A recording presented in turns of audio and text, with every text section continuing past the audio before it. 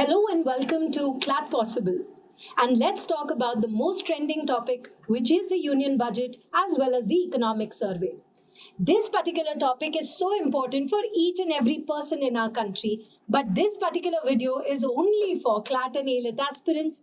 In this video lecture, we will understand what do we have to learn from this topic, what are the kind of questions that can be derived from this topic, and that will be it. So let's first start off with the union budget and then we will end with the economic survey. Before we talk about what is mentioned in this year's budget, let's understand a little bit about what is budget. You see, we all understand that after the constitution of the newly constituted Lok Sabha, which is the 18th Lok Sabha, the government has presented its maiden budget. But agar sawal ye aaya that how many times has Nirmala Sitharaman presented the budget, the answer is this is for the 7th time. But well, those facts can be dealt with later. Let's first understand certain constitutional provisions and certain historical aspects that we need to keep in mind. First things first.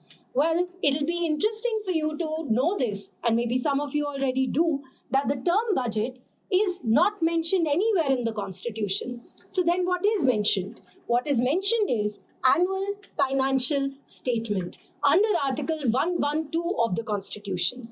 इसका मतलब क्या है वो हम थोड़ी देर में देखेंगे, लेकिन अभी तक इतना फैक्ट चलेगा, right?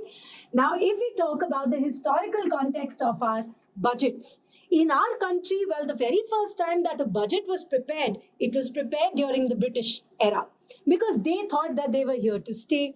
So the very first budget was presented by the East India Company to the British Crown. The years are not important for us. However, the names are. So who was the one who presented the very first Indian budget? He was James Wilson, a finance member of the Viceroy's Executive Council. The next question can be, when was the very first independent India's budget presented? So that was in 1947 when we got our independence, but we were not a republic till then. Republic to hum 1950 mein bane, क्योंकि that is when our constitution was enforced, isn't it? So दो questions derive होते हैं इसमें से. The very first independent India's budget was presented by R.K. Chetty, but if they ask us who presented the first budget of the Republic of India, the answer would be John Mathai. इनमें तो बेटा हर एक topic में से, हर एक line में से एक क्वेश्चन डिराइव किया जा सकता है. अब let's understand a little bit more about the evolution of our budget. So you see, in the beginning, our budget used to be presented or bifurcated into two parts. So two separate budgets used to be presented. One used to be the general budget, which used to be presented by the finance minister, and the other one used to be the rail budget that used to be presented by the railway minister. And now why is that? Because the Indian railways are the backbone of our entire economy. So they not only are used, the Indian railways, to transfer cargo from one place to another, but even till date, a common person usually travels in the Indian railways. So understanding the efficacy of the Indian railways, we felt let's bifurcate it into two. But this decision was not taken by Indians. It was taken by the British back in 1924 through a committee called the Ackworth Committee. Now, the minute we got our independence, we continued with this for a very, very long time, until there was a committee called the Bibek-Debroy Committee in the year 2016 that said, let's merge these two budgets. Now, why would they say that? Firstly, because it will improve the efficiency of the presentation of the budget. You see, the budget has to be presented and passed by the 1st of April, isn't it? Because that is when our financial year starts. So in the yesteryears, when it used to be two separate budgets, it used to take a very long time to pass it, right? And secondly, the Bibek-Debroy Committee felt that the railways are not earning so much. And so hence, keeping an entirely different budget for them, an entirely different, procedure for them makes no sense. And so hence, they said, let's combine these budgets, and based upon the recommendations of this committee, the very first combined budget of independent India was introduced by the then finance minister Arun Jaitley in the year 2017. The next thing, the most amount of budgets till now have been passed by Morarji Desai, 8 full budgets and 2 interim budgets. Now, what is an interim budget? We will do that later. Acha, also, we've been reading in our newspapers these days that Nirmala Sitharaman has presented the budget for the 7th consecutive time, surpassing Morarji Desai. The operative word in that statement is consecutive, right? If we still talk about the maximum amount of times that a finance minister has presented a budget, it will still be Morarji Desai, right? But the 7th consecutive time, in that sense, Nirmala Sitharaman has surpassed him.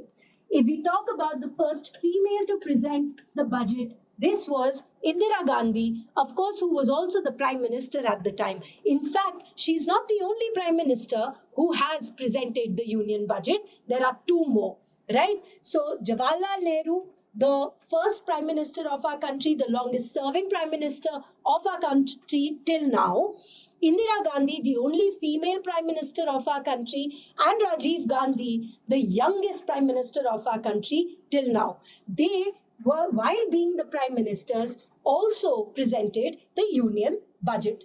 Let's move ahead. The next is also trivia-based statements and can be converted into questions. You see, we're talking about the longest time and the shortest time, or the maximum words or the minimum words used by a finance minister while presenting the Union budget. If we talk about in terms of words, we don't have to learn how many words, but who used the maximum amount of words while presenting the Union budget. That was Manmohan Singh, and the budget was of 1991.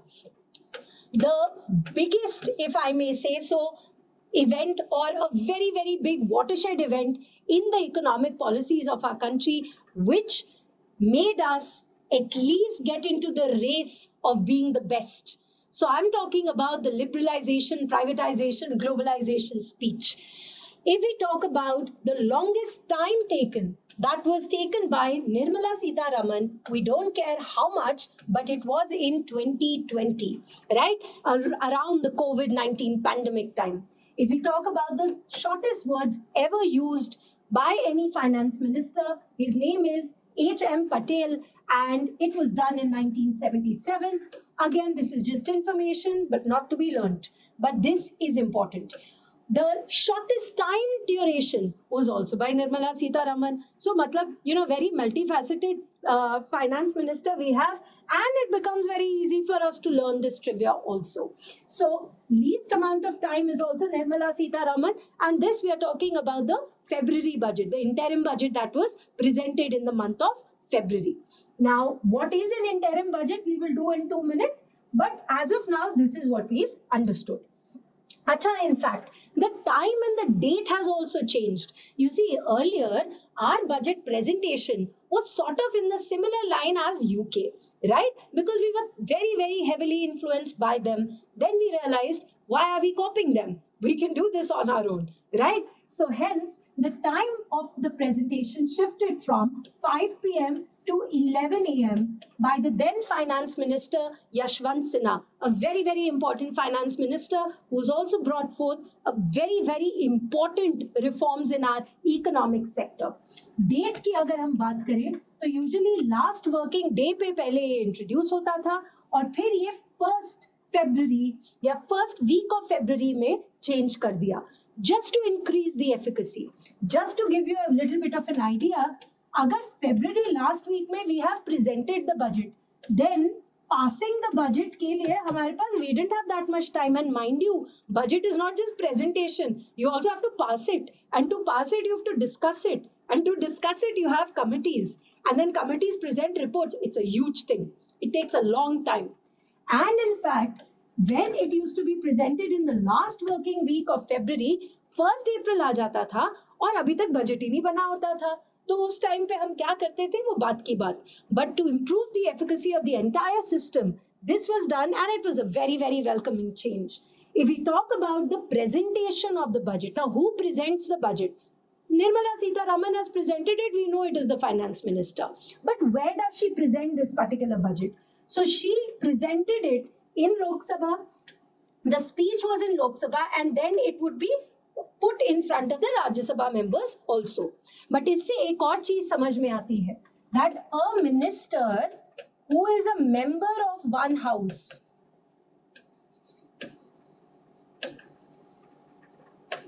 can participate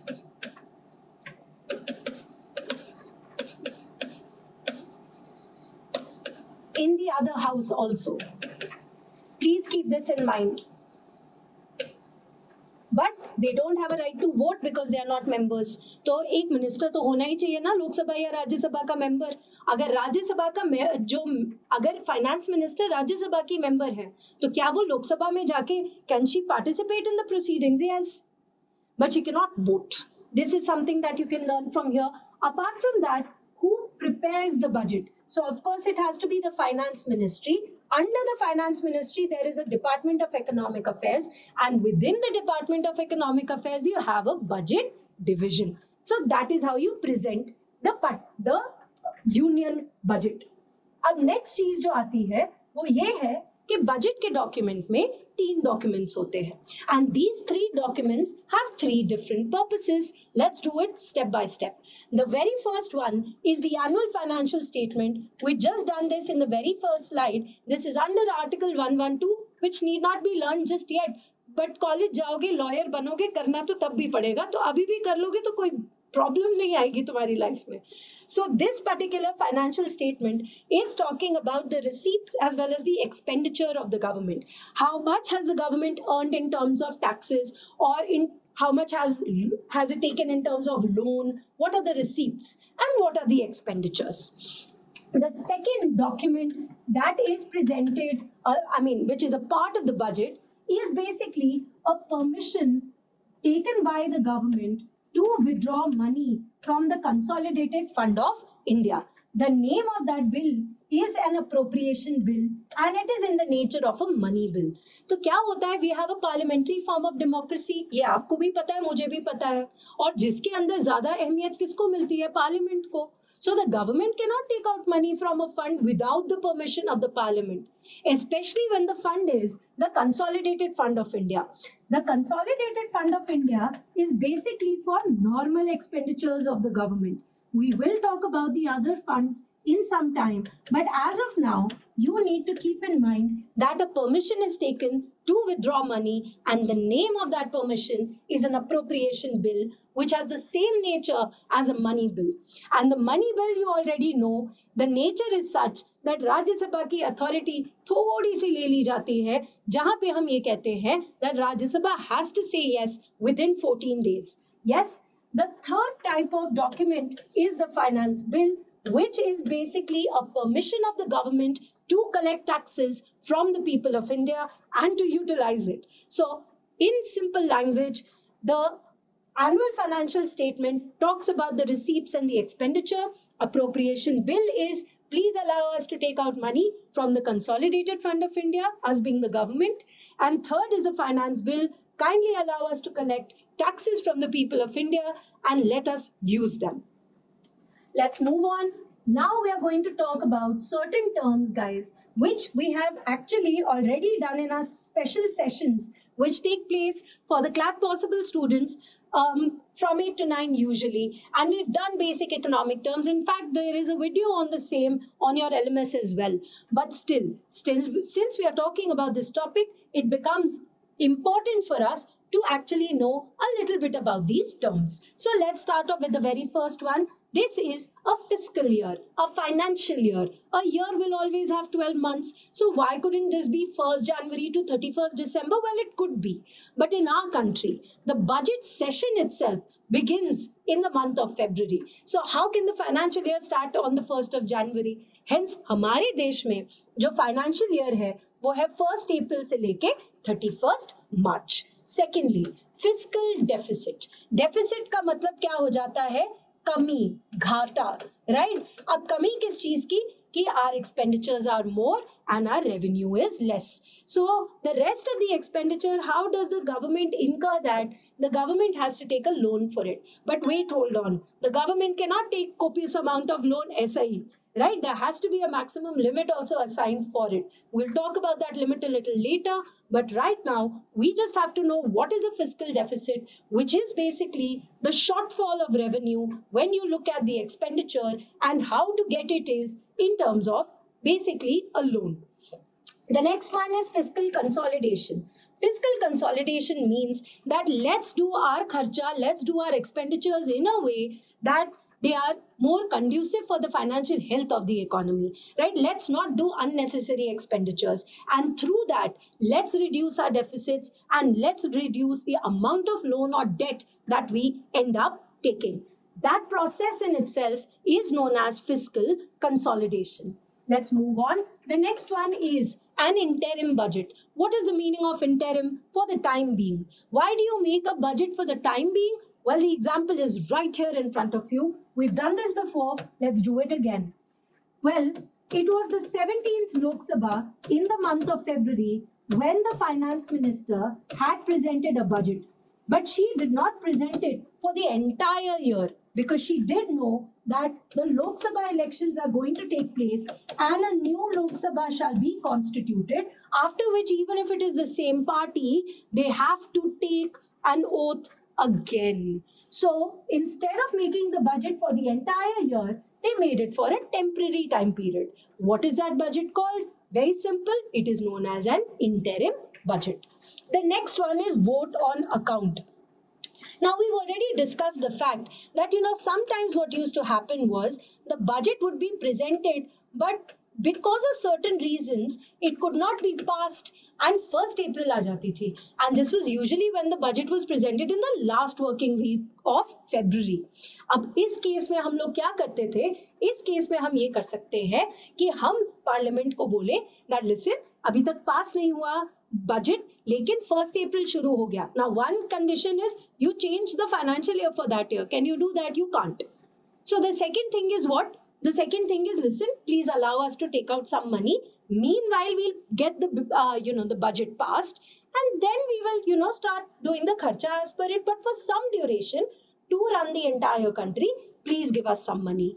That particular money or advance grant was basically called a vote on account, which was usually 1/6 of the money that was required, right? If we talk about the funds, guys, we've done it plenty of times. Let's do it one more time.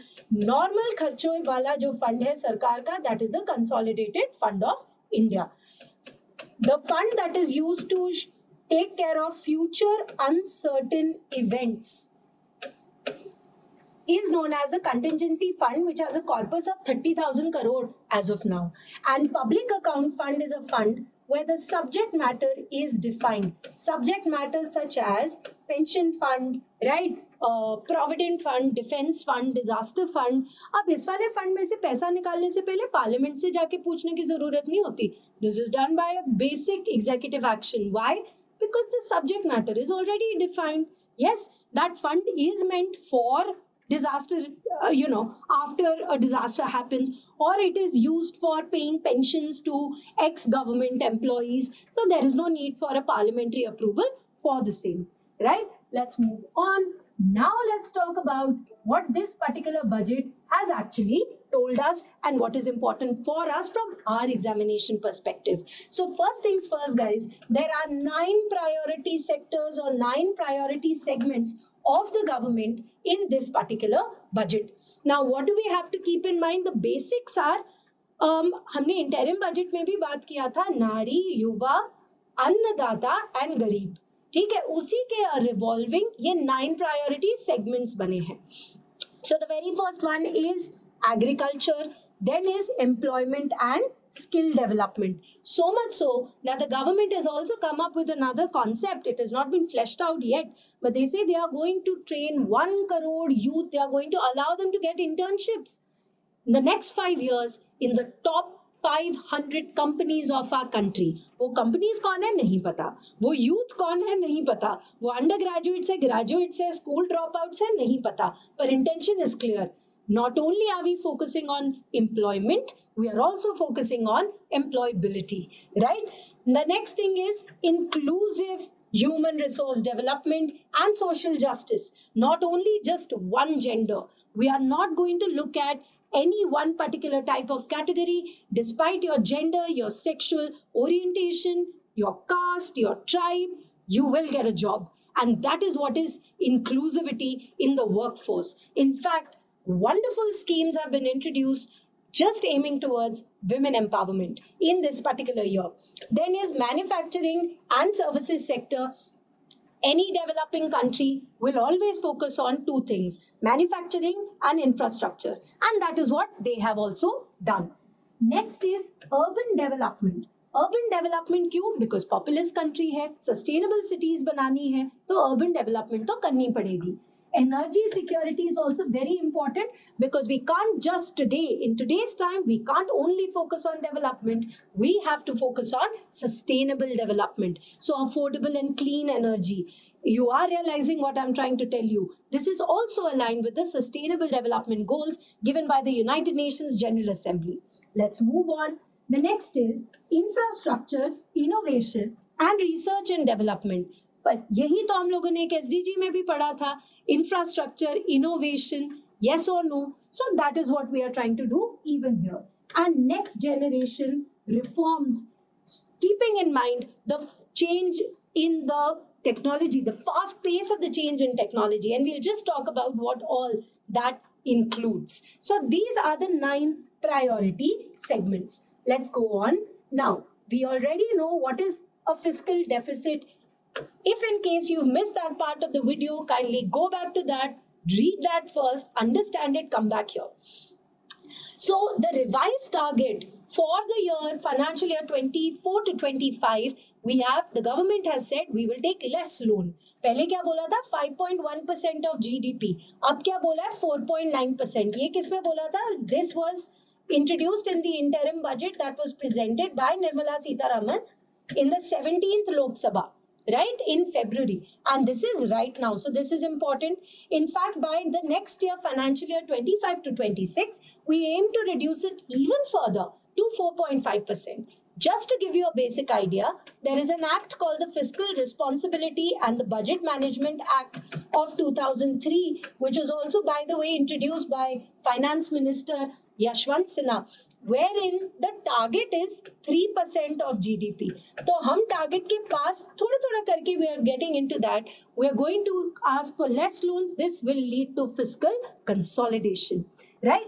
Apart from that, urban development initiatives. Why is it important? Because of the populace, because we are the most populous country, because we have to make sustainable cities also. So what is the government trying to do through this particular initiative is that they are going to collaborate with the states to make cities as growth hubs. आत्मनिर्भर cities बना रहे हैं, जैसे smart city missions होते थे, उसी के line में, but a little different from there, where framework and policies and market mechanisms, all of that will be made along with the states, right? And transit-oriented development plan for 14 large cities shall be made, right? To help them transition into a non-smart city to a smart city, right? Pradhan Mantri Awas Yojana 2.0. Pradhan Mantri Grameen Awas Yojana is basically giving affordable housing in the rural sector. This is in the urban sector, right? And it is under the Ministry of Housing and Urban Affairs. Very, very important for us. The target, 10 million families को investment से affordable housing दी जाएगी. Such a good initiative.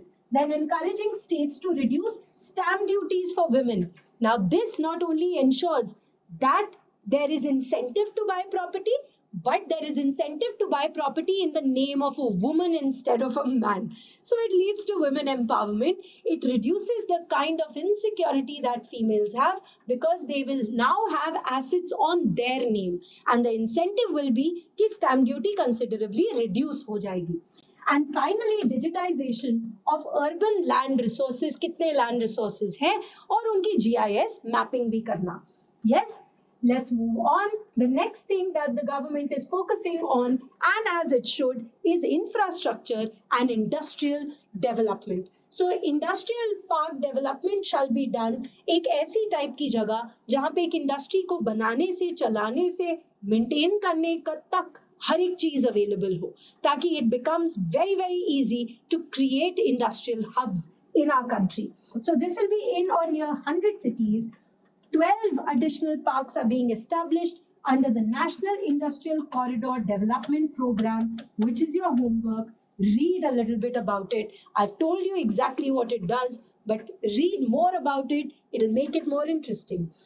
Now, MSME financial assistance is also important, and this will be there in every union budget, because right after the agricultural sector, the maximum employment generation is done by the micro, small, and medium enterprises. So a lot of financial packages have also been given here. In fact, in this budget, they have said that most of the MSMEs are run by females now.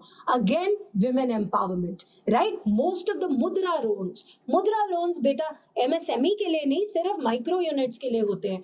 उनमें भी सबसे ज्यादा collateral free loan कौन ले रही है? Women entrepreneurs. So you see, both the things are going side by side. So technological support shall be given to the MSME sector to make them more relevant. Yes, let's move on. The next thing is your research and development. In fact, this is something that we've already spoken about back when we spoke about the interim budget, right? So research and development is super important because the pace of change in technology is so quick that if we are not going hand in hand with it, we become irrelevant like that, right? So as a country, we cannot afford that to happen. And hence, this budget also talks about the Anusandhan National Research Fund, right? It also talks about private sector driven research, wherein 100 billion Indian National Rupee financing pool shall be established, and the private sector as well as the public sector is going to do a lot of R&D. And it's good to involve the private sector because they are profit oriented. They will find cheaper ways to do the best thing, right? And finally, guys, the healthcare relief measures are a very, very welcoming change. You see, some people will always want to go abroad and get healthcare facilities, but then there are some people who are not able to do that. And so for those people, the government has eliminated custom duty on certain cancer treatment drugs, and in fact drastically reduced the custom duty on things such as X-ray tubes and flat panel detectors. Let's move on. Now, there are certain states, and to be specific, the state of Bihar as well as Andhra Pradesh, for which a lot of financial assistance has been provided. Close to 58,000, almost 58,600 crore rupees has been provided to the state of Bihar, in keeping in mind cooperative federalism, right? So for infrastructural projects such as industrial node in the Gaya sector, a lot of expressways, Patna, Pune, Buxar, Bhagalpur, and a lot of other areas, right? 2-lane bridge over the Ganga, right? Power project also. So a lot of money has been given to the state of Bihar, as it should have been, because India, that is Bharat, is a union of states. The development of one state results into the development of the entire country. Not only that, close to 15,000 crores have been given to the state of Andhra Pradesh for the development of Amravati, as was promised by the Andhra Pradesh Reorganization Act of 2014. Not only that, they have said that the Polavaram irrigation project will be completed before time, in record time. So let's see when that happens, right? And also a lot of other infrastructural projects. In fact, they have also spoken about establishing 100 Indian Post Payment Bank branches in the Northeast. Post Payment Bank or a payment bank is what is Paytm. So use the example of Paytm, and something like that, another payment bank which is introduced by the Indian Post is called IPPB, Indian Post Payment Bank, right? So with that, we are done with what happened to the states. Let's not talk about something which is a very, very innovative step. You see, the government says, get an employment, we'll give you money. So employment linked incentive schemes is for people wherein the government says, get an employment and we'll give you money. So people who are getting a salary of up to 1 lakh per month will get a 1 month wage straight up right? Up to 15,000 in 3 installments. In fact, not only that, manufacturing jobs में जो काम करेंगे उनकी EPFO की जो contribution होगी वो सरकार करेगी for the first 4 years of their employment. What is EPFO? We'll just do, but it's basically social welfare scheme for people who are working, right? And in the organized sector, by the way, employer support is also there, wherein the employers are supposed to give, a little bit of the contribution तो है ही है, but साथ ही साथ they are supposed to give for new hires, for freshers, up to 3,000 per month for 2 years. But this is only for the organized sectors, right? So it gives us more incentive to work only in organized sectors and in formal jobs rather than informal jobs. That will not provide you all of this at all, by the way. Employees Provident Fund Organization, EPFO, was made by an act of the Parliament in 1952. It's a statutory organization, like I said, to provide social security to workers in our country, and it is controlled by the Ministry of Labour and Employment.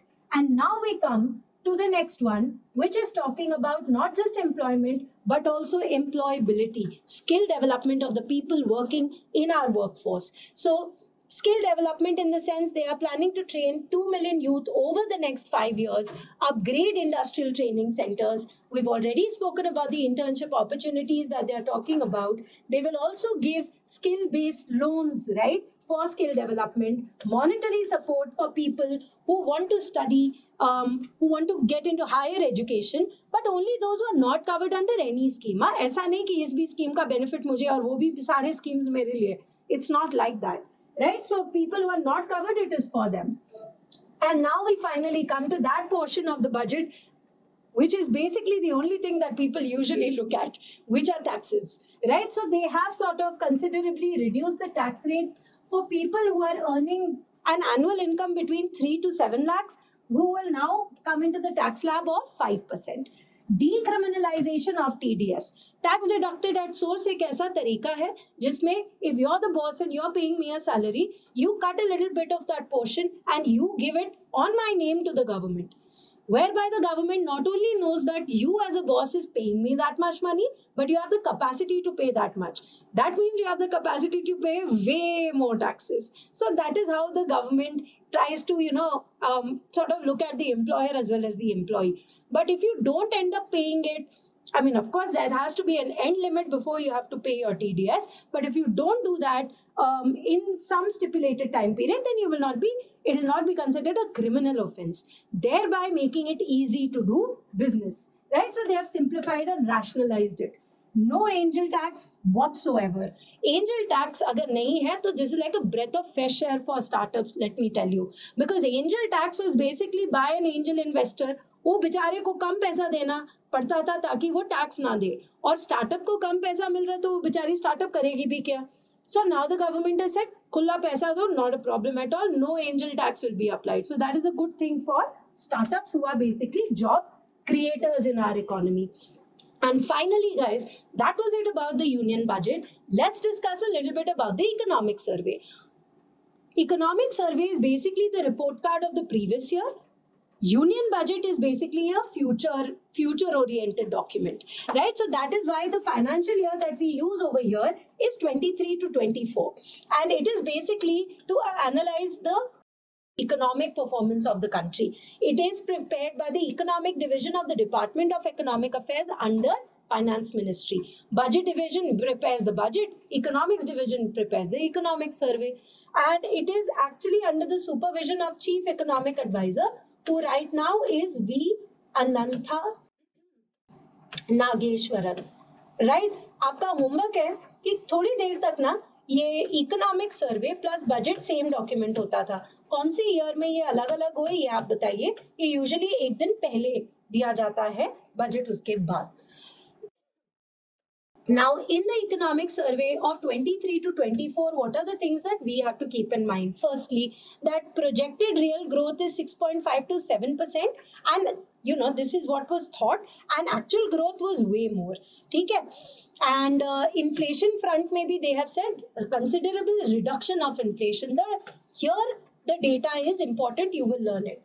Current account deficit in very, very simple language is import and export. There is also capital account deficit, which is basically long-term investment and loans. पर simple भाषा में import export, अगर ये deficit कम हुआ है, जितना भी कम हुआ है, इसका मतलब हमारे एक्सपोर्ट्स बेटर हुए हैं, हमारा एक्सटर्नल सेक्टर बेटर हुआ है, राइट? यहाँ का data is not to be learn, just understand tax collection has a balance distribution क्या है, and deficit of the current account deficit has significantly improved. Government initiatives such as free food grains to 8.14 crore people under the Pradhan Mantri Garib Kalyan Anna Yojana has also been spoken about as an achievement of the government, and rightfully so. Like I said, the external sector has shown a lot of stability. They have also mentioned the World Bank's Logistics Performance Index, which we have done. Your homework is to learn it. Remittances are basically unilateral payments जिसके बदले में कोई goods and services नहीं दी जाती. ये पैसा हम सबसे ज्यादा कमाते हैं हमेशा से. We have again maintained the position of being top remittance recipients. In fact, US dollar 120 billion is what we have earned through here by providing no goods and services, right? So which is also a very good thing. And finally, the entire focal point is the Amrit Kal, which is 100 years of independence through job creation, agriculture, MSME, inequality reduction, green transition, and health removal. And with that, we end this particular session. Kindly go over it again and again. I know there are a lot of facts, but nobody's asked you to learn all of them in the same day. You can take your time, but do it properly because it is a very, very important topic for your CLAT and ALET preparation. Thank you very much.